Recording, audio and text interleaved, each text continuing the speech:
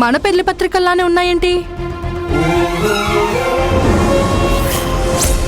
పెళ్లి పత్రిక మాత్రమే కాదు, పెళ్లి మండపం, పెళ్లి కొడుకు పేరు, ముహూర్తం కూడా అదే.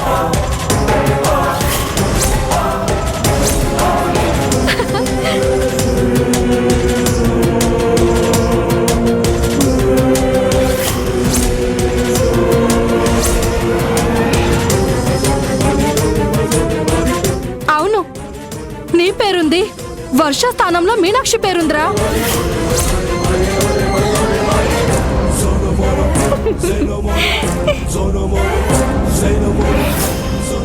అమ్మా, ఏది టివి?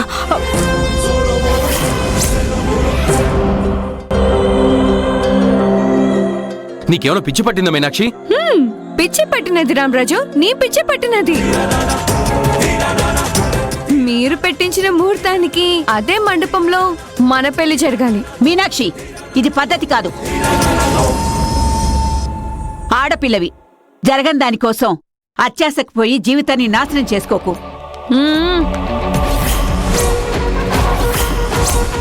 మీరు చెప్పే సూక్తులు వినే ఓపిక నాకు లేదు. నాకు మొగుడిగా రామరాజే కావాలి. నేను రామరాజుని ప్రేమించాను, తానే నా మెళ్ళో తాళి కట్టాలి. నాలో ఊపిరున్నంత వరకు అది జరగనివ్వను మీనాక్షి. నేను పెళ్లి చేసుకునేది వర్షని మాత్రమే. ఇంకా తనతో మాట్లాంటరా? మెడపట్టి బయటికి గెంటేక.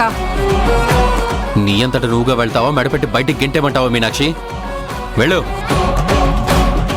ఇప్పుడు వెళ్ళిపోతాను, కానీ నీ సేత తాళి కట్టించుకుని వెళ్ళిపోమన్నా నీ సేతనే హారతి పట్టించుకుని లోపలికి రా మీనాక్షి అని పిలిపించుకుంటాను. అది నీ వల్ల కాదు మీనాక్షి. అదే జరుగుతుంది.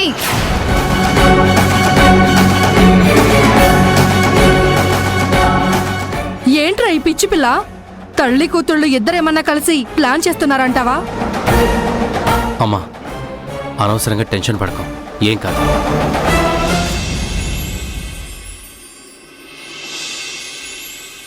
హాయ్ వర్ష.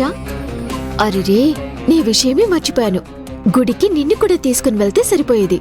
కవలల్లా కలిసి వెళ్ళొచ్చేవాళ్ళం. సరేలే, ఇంకొకసారి కలిసి వెళ్దాం. ఇదిగో ప్రసాదం తీసుకో. ప్రసాదం తర్వాత. నువ్వెవరు ముందు చెప్పు. ఎందుకొచ్చావు ఇక్కడికి? దొరబాబు భార్యని, నా భర్త కోసం వచ్చాను.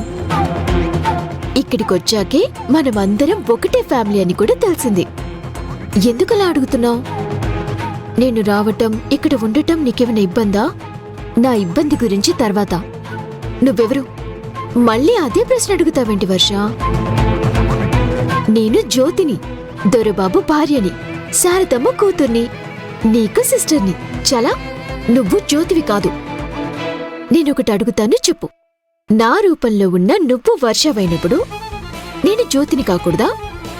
నువ్వు వర్ష అంటే నమ్మినప్పుడు నేను జ్యోతి అంటే ఎందుకు నమ్మరు? సరే, అసలు నువ్వు వర్షనేనా?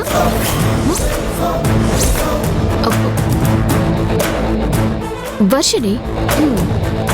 నువ్వు మాత్రమే వర్షవి, నేను మాత్రం జ్యోతిని కాను. మరి నీ లెక్క ప్రకారం మనిద్దరి రూపంలో అసలు జ్యోతి వేరే ఉందా? చెప్పు. ఉంటే తను ఎక్కడున్నట్టు? నేనే అసలు జ్యోతినైతే తనే నిజమైన జ్యోతి అన్నట్టు నన్ను దబాయిస్తుందేంటి? ఏం అర్థం కావడం లేదే. హాయ్ జ్యోతి.